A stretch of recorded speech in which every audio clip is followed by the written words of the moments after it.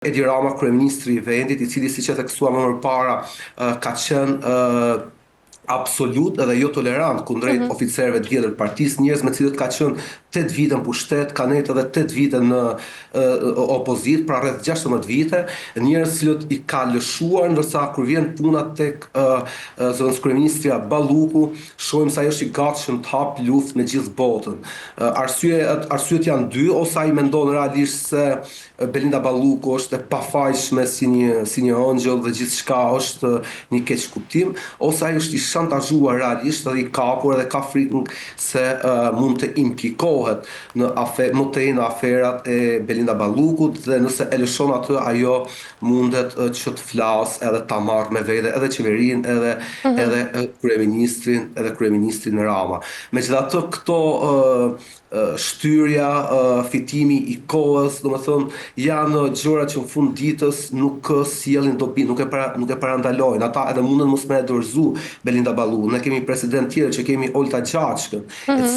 I është hequr imuniteti parlamentar pavarësisht se akuzohet, ka akuza serioze kundrejt saj për privatizimin e portit të Limonit, I cili është edhe I port strategjik ushtarak edhe pron publike. Megjithatë, ndryshe nga Olta Gjaçka, tek çështja e Ballukut, shohim se si qeveria është investuar fuqimisht tek mbrojtja politike edhe juridike e saj. Mirë po kjo do ta gryej, edhe nëse nuk rrezon në mënyrë të menjëhershme e qeverinë nuk e vën në krizë, ato do ta gryej legitimitetin, besueshmërinë, kredën morale dhe politike të Partisë Socialiste përballë opinionit publik. E qartë, Kloti nga ana tjetër, duke qenë se gjykata kushtetuese ende nuk ka marrë një vendim përfundimtar dhe kuvendi nga ana tjetër justifikon shtyrjen pikërisht pra me këtë fakt, mendon se kjo është një nevojë reale ndoshta për siguri juridike apo një taktik për të fituar më shumë kohë në këtë rast? Ata po duan që të fitojmë sa më shumë kohë, që të investojnë jo vetëm në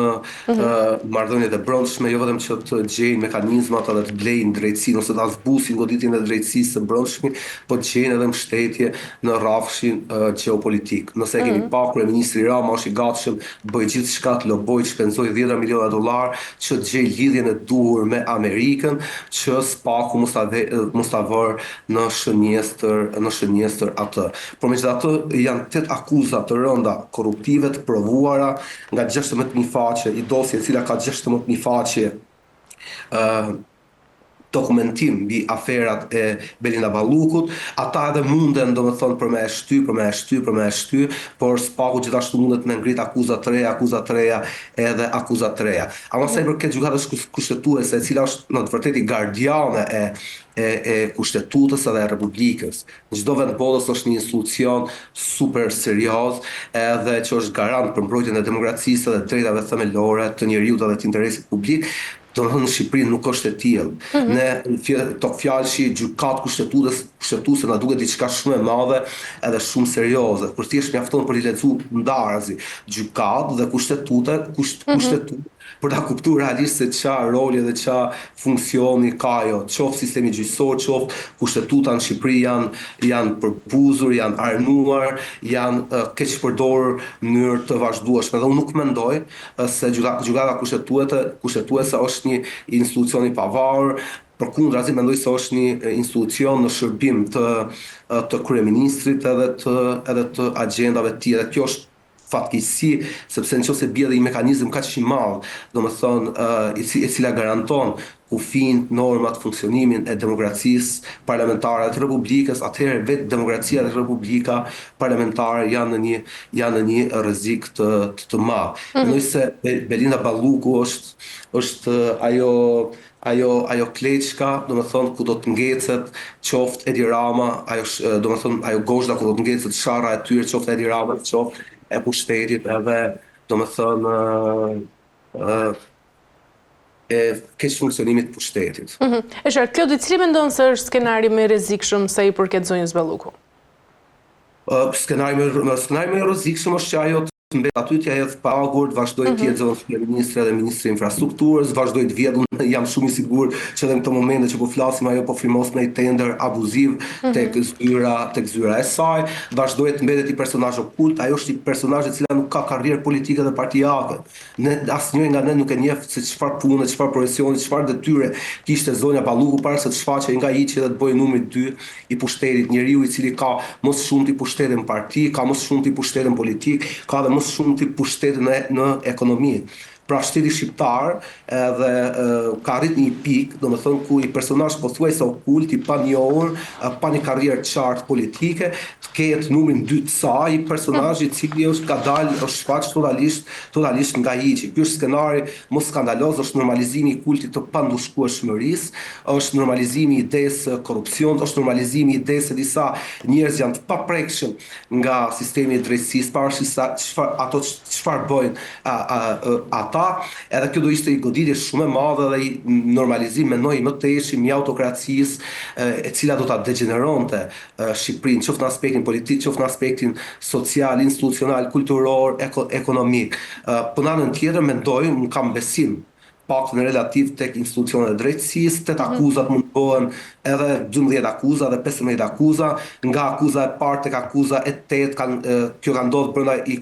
kohë fare të shkurtër, ama fakti se në dhjetor zonës kryeministja Balluku u zhduk nga qarkullimi, u tërhoq në anonimat, ishte shumë interesante se si në janar pam si kishte dalë frika, e pam ato të inspektonte vepra infrastrukturore për cilat ajo akuzohet se është si e korruptuar, po shohim përgjithësi si veprat infrastrukturore ku ajo ka kryer edhe këto aferat e rënda korruptive si tuneli i Vlorës, rrugët Gjithanej, tuneli Murrizit, domethënë po shfaqin pasiguri teknike dhe mund të rrezikojnë ditën e nesërme edhe jetët e qytetarëve. Pra gjitha veprat për cilat ajo është përgjegjëse, dukshëm kanë dështuar hidrovorët, rrugët, domethënë edhe ishte ironike se si gjatë janarit Balluku doli të inspektonte to vepra infrastrukturore. Pra është e çuditshme se si për shembull thonë se një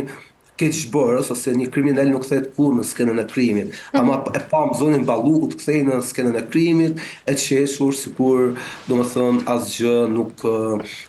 nuk ka ndodhur.